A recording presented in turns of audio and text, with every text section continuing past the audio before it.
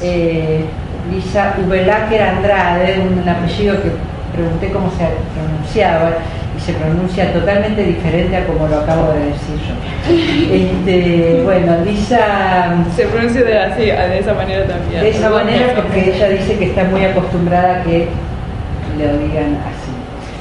Bueno, Lisa completó sus estudios de doctorado en Historia, en Relaciones Internacionales y de América Latina en la Universidad de Yale y hizo una parte importante, diría que casi toda su investigación en la Argentina, y en realidad me parece como muy interesante que ella nos cuente parte de esa experiencia.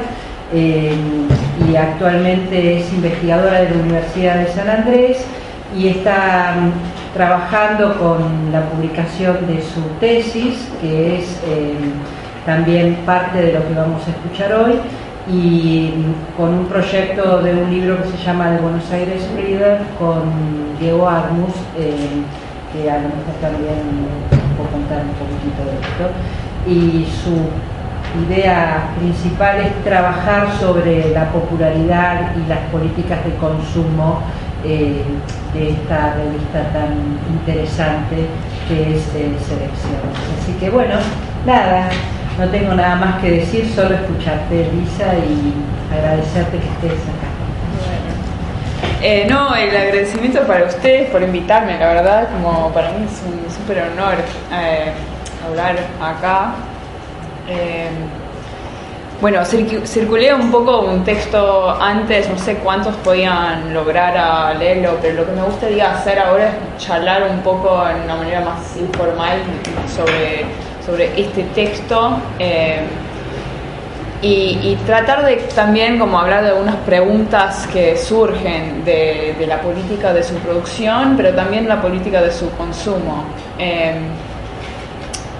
Es parte de mi tesis de doctorado que terminé el año pasado, que se trata básicamente de estudios en los medios norteamericanos y su consumo y su recibimiento y popularidad en América Latina, y que trata de conectar dos historiografías un poco distintas, uno que sea las relaciones internacionales y el otro que es el consumo cultural y político, ¿no? Una de las cosas que me interesa de venir acá para hablar, que es como historia de medios, justo que muchas veces no tengo la oportunidad de hablar cuando estoy en un ámbito más de relaciones internacionales, por ejemplo, son algunos de los desafíos y las oportunidades que toca cuando uno está hablando de algo transnacional y sobre todo un medio transnacional, en vez de ser un producto transnacional, ¿no? Un producto de consumo, es decir. Porque la primera es que hay una cierta desconexión, ¿no?, entre la producción y de qué se trata la producción de este producto y después su consumo y su contenido. Porque cuando uno se habla de otros tipos de medios, también se habla de ese medio como un producto de la cultura que está reflejando de una manera, de un momento, pero en este caso estamos viendo un producto que la verdad es que está pensado con una idea de propaganda y de publicidad muy específica y que de esa manera no es un reflejo de la sociedad que está consumiendo. Pero por el otro lado, el consumo de esta revista en América Latina, pero sobre todo en la Argentina, era tan exitoso y tan importante y tan presente que se puede encontrar unas resonancias culturales que están en la revista, en el contenido, que le hace ser y lograr a tener esa popularidad. Y más allá de eso, también se puede encontrar proyectos paralelos que se trata de la política misma de la revista. Y el tercero es la cultura del consumo en sí, ¿no?, de las formas en que esta revista incorpora y integra a ser parte del consumo nacional. Que yo veo como tres entradas a la cultura de consumo. Pero veo el desafío en este proyecto y en el paper que circulaba es hacer toda la historia a la vez, ¿no?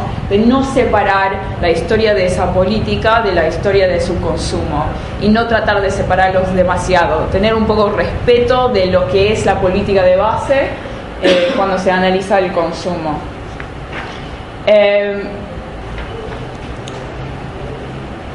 Bueno, yo quería empezar un poco con la historia de esta revista en los Estados Unidos, que no tuve tanto tiempo en el paper para hablar, y que me parece interesante porque se circula con ciertos mitos que nos cuenta algo de la empresa en sí. Empezó en el año 1920, es un proyecto de un hombre que se llama DeWitt Wallace. Y el mito o la leyenda de la revista es que Wallace era un tipo con poco educación que venía de un estado en el medio oeste y que tuvo una idea perfecta para su momento. Que básicamente había tanto para leer en Estados Unidos en ese momento, que ya había como tanta circulación de periodismo, que él descubrió que lo que necesitaba la gente era algo que condensaba toda esa información y lo puso con menos detalle y explicaba todo lo que estaba pasando en el mundo a la vez. Y es interesante que se concentra tanto en esta idea de que Wallace era un chico que no tenía educación universitaria, porque la verdad es que era un hijo de un presidente de una universidad. Y su hermano recibió una beca que se llama el Rhodes Scholarship, que es una de las becas más destacadas y importantes en Estados Unidos.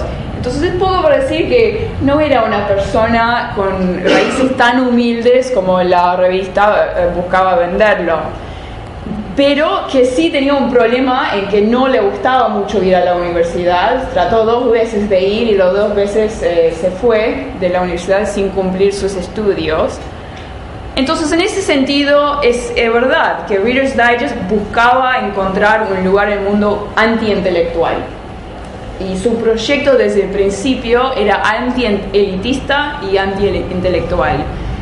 Y muchos de los intelectuales de su día, la verdad es que charlaban mucho de este detalle y como hablaba de que esta era una revista que buscaba sacar lo intelectual de cualquier problema del mundo.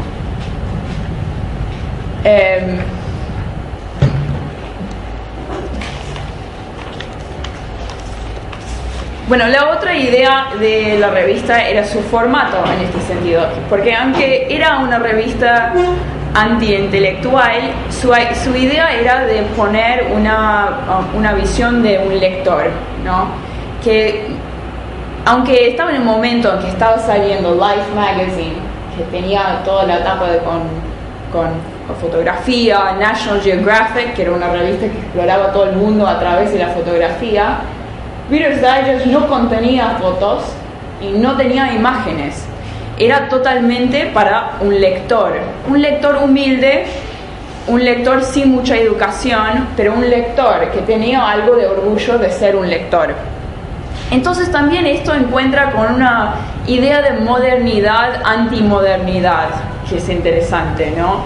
Aquí tenemos un producto que, por un lado, estaba buscando mostrar todo lo nuevo y simplificar todo lo nuevo a hacer un digest, pero a la vez estaba rechazando la modernidad. No quería incluir una foto, no quería integrarse a una nueva tecnología. Y el tercer aspecto de la revista era su idea conservadora y su cultura de pueblo.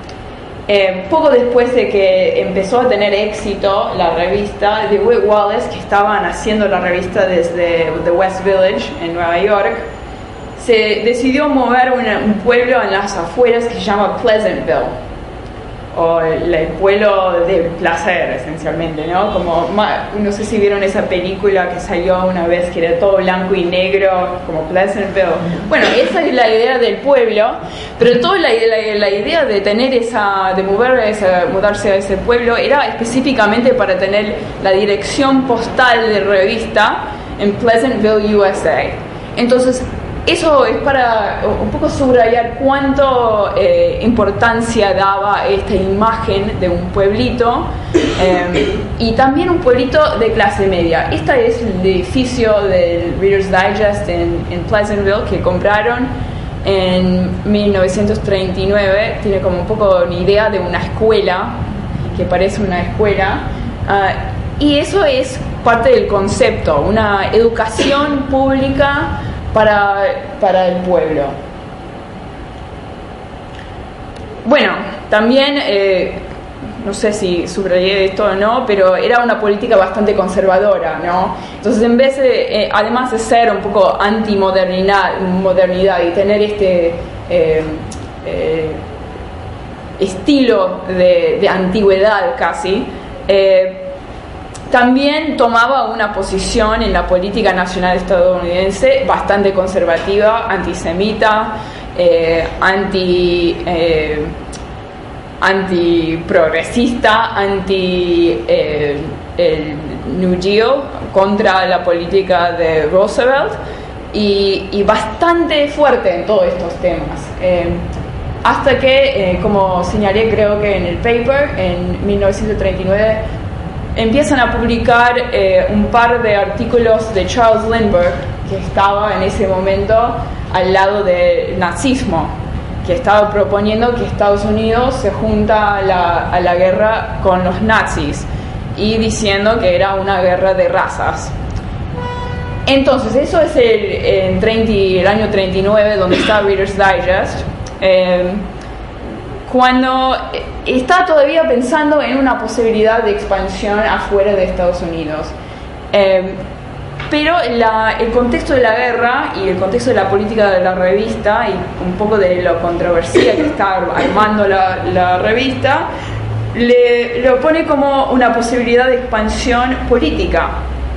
Hay un nuevo contexto en que Reader's Digest puede llevar esta idea de patriotismo para llegar a juntar con un plan que está creciendo de traer la política de buen vecino de Estados Unidos a las audiencias de América Latina a través de los medios privados.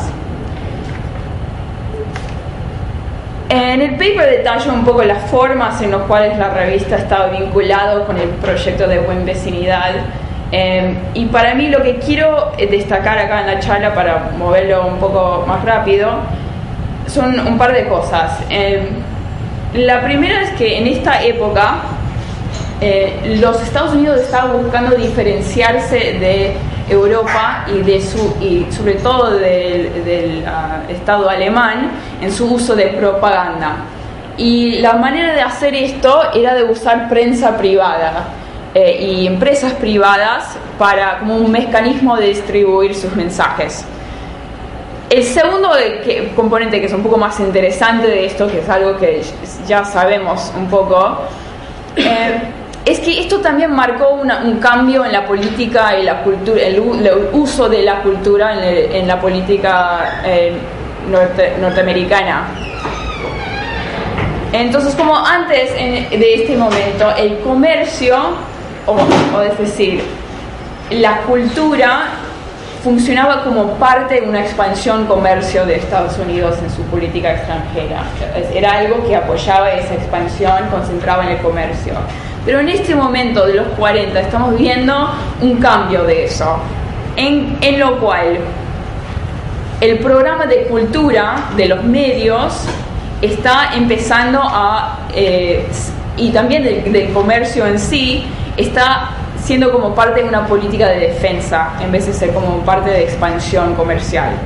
Que es para decir que hay un Estado que está buscando usar los medios y usar lo comercial, las empresas privadas, como parte de su defensa política internacional.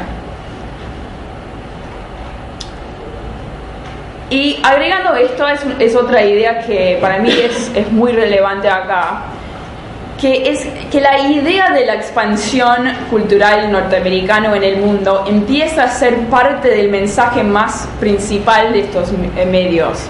Y como argumento empiezan a destacar que existe una cultura de una clase media global y que esa clase media global se puede encontrar por cómo comparte todos de una cultura de consumo en común. Pero aunque muchas veces esta idea de la clase media está tomada como una idea de consumo de artículos de comercio, de productos, de una cultura consumista, lo interesante de este momento de Reader's Digest es cómo va en contra de eso. Lo que Reader's Digest trata de construir es una idea de una clase media moral, positivo, además de ser como de anticomunista, antifascista y todas las cosas que esperamos en la política, de ser moral y positivo y con ganas de hacer bien en el mundo.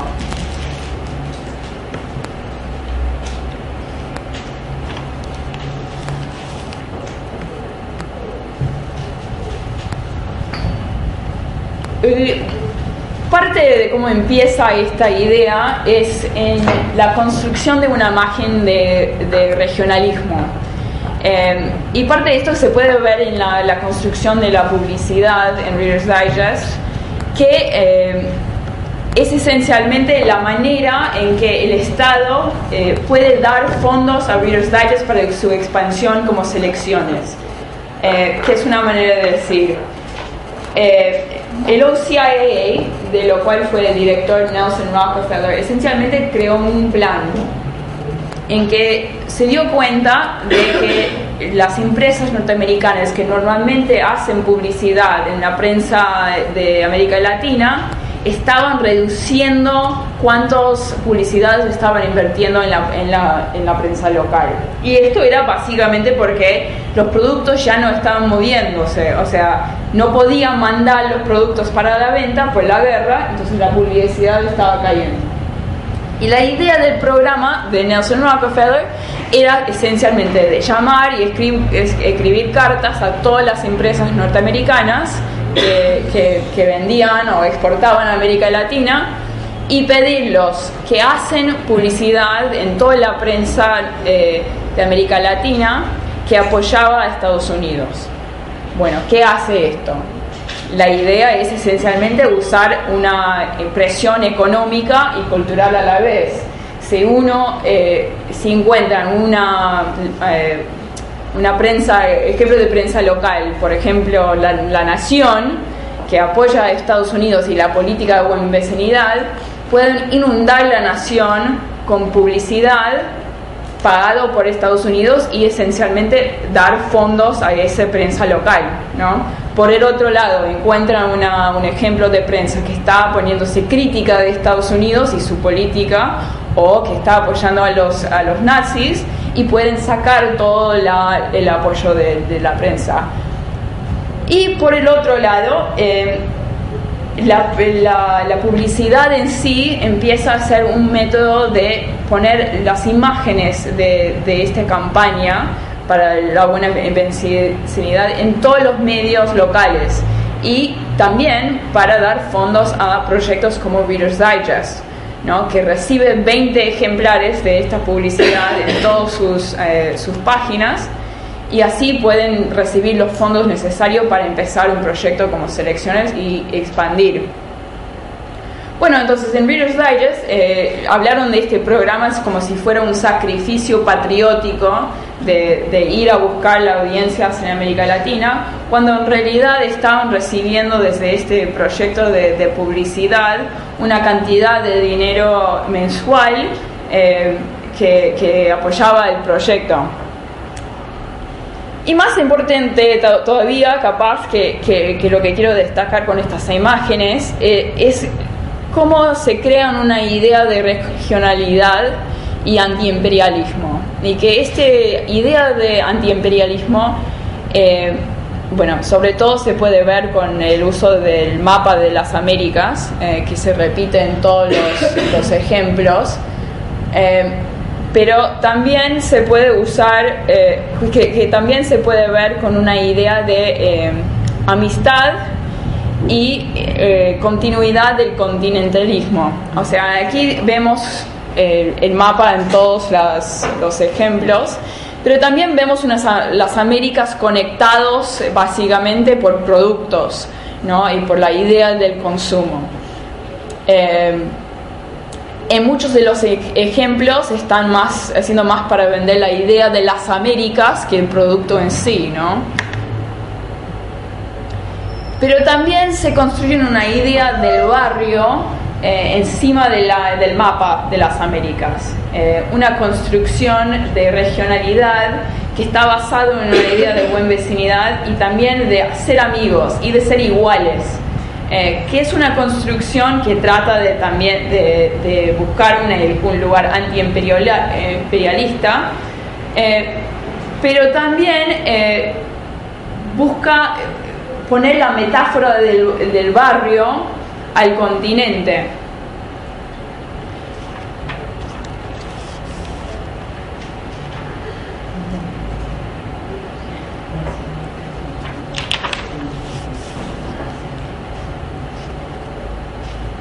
Bueno, en la posguerra la expansión de esta metáfora va para el mundo, y una secuencia de imágenes que son varios, que buscan ilustrar el posguerra como una idea de un mapa que está achicando, y la idea de que las innovaciones de Estados Unidos hacen que el mapa se pone más chico, que los espacios se ponen más chicos y que se pone la gente más cercanos.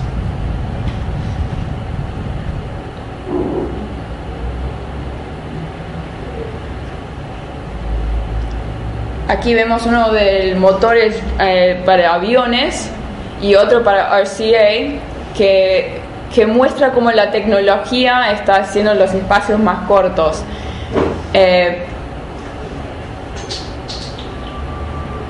Pero también sigue con esta idea de vecinidad y un espacio común, que sigue con una idea de que los medios mismos y los medios transnacionales son un método de conectar al consumidor al mundo, y sobre todo que los medios norteamericanos empiezan a ser, adentro de la revista y esta publicidad, la mejor manera para que el consumidor local en su casa doméstica, el espacio doméstico, se puede conectar al mundo. Parte de lo interesante de esta idea también es como la idea de la tecnología y la innovación pone un nuevo centro de concentración de la producción de la cultura en Estados Unidos y lo saca de Europa. Por ejemplo, la idea de que un Zenith Radio o un RCA Victor puede conectar al lector que está en Argentina o, por ejemplo, en otro lado de América Latina, a la cultura de Europa desde Estados Unidos y desde una producción cultural que viene por las redes, que viene de Estados Unidos, ¿no? Y esto es al revés de cómo se entendía la conexión anterior a este momento, ¿no? Que la idea de Estados Unidos venía de Europa y ahora estamos viendo lo revés. Y la segunda cosa que hay que notar es cómo esto se involucra la idea del espacio doméstico de la clase media moderna, ¿no? De este momento. Una visión del espacio doméstico de la mujer adentro de su casa, seguro en su casa, con el poder de recibir a un visitante norteamericano, que es justamente lo que se mostraba en esta publicidad que viene al final de la guerra. La señora Holtz recibe un visitante americano a pesar de la guillotina. Que la idea de esto es que señora Holtz es una alemana que tuvo 2 hijos que se fueron a la guerra, y que por la primera vez por la radio, en la seguridad de su casa, escuchando la voz de América, se encuentra de que todo lo que dijo Hitler era una mentira. Lo que quiero señalar de esta idea, de esta producción de medios, son dos cosas. Uno es esta idea de la transnacionalidad de los medios mismos siendo un concepto doméstico, ¿no? Y también que la conexión es una conexión a veces política, ¿no? Que transporta a la persona a ir a través de la ciudad y la nación donde están para conectar con algo más allá que es de la información en el mundo, que es un concepto espacial que están promoviendo bastante en este periodo. ¿Esto es fines de los 40? Sí.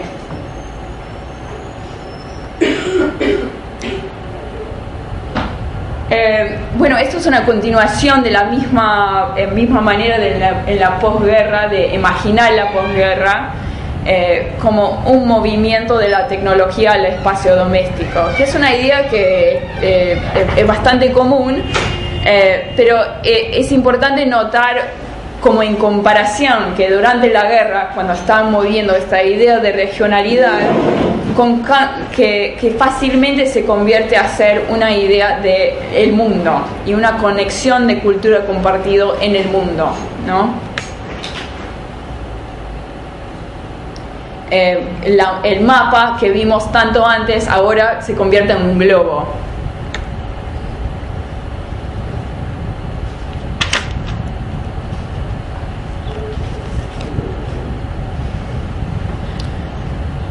Estos son una colección de otras publicidades de los 50 que también están en selecciones. Y lo que quiero mostrar de estas no solo es la idea del viaje que representa, no es que solo estamos vendiendo el viaje, sino también estamos vendiendo la idea del viaje, como que conecta también con la imagen de Señora Holtz, que el mensaje ahí no es de Señora Holtz mismo, sino que Señora Holtz está dentro de la revista de selecciones de Reader's Digest que está en tus manos, ¿no? Que la imagen del viaje es parte de la cultura del consumidor de leer las selecciones de Reader's Digest. ¿Se entiende? Y la repetición de estas imágenes que van juntos con los artículos mismos de la revista, se contiene esta idea de que viajar no es solo para la clase alta, que se puede viajar, y no es solo viajar, sino es también estar informado. ¿Que es donde vamos? Siguiente. Que era una de las ideas principales de la revista en sí, que en leer la revista se va conociendo el mundo, no conociendo a Estados Unidos, ¿no?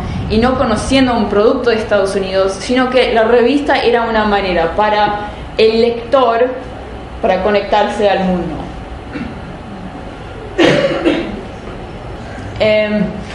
Estas son algunas publicidades para la revista misma. Uno arriba a la derecha es La soledad de las multitudes, que propone que leer selecciones es una forma de escapar la alienación de estar en la vida moderna y en la ciudad.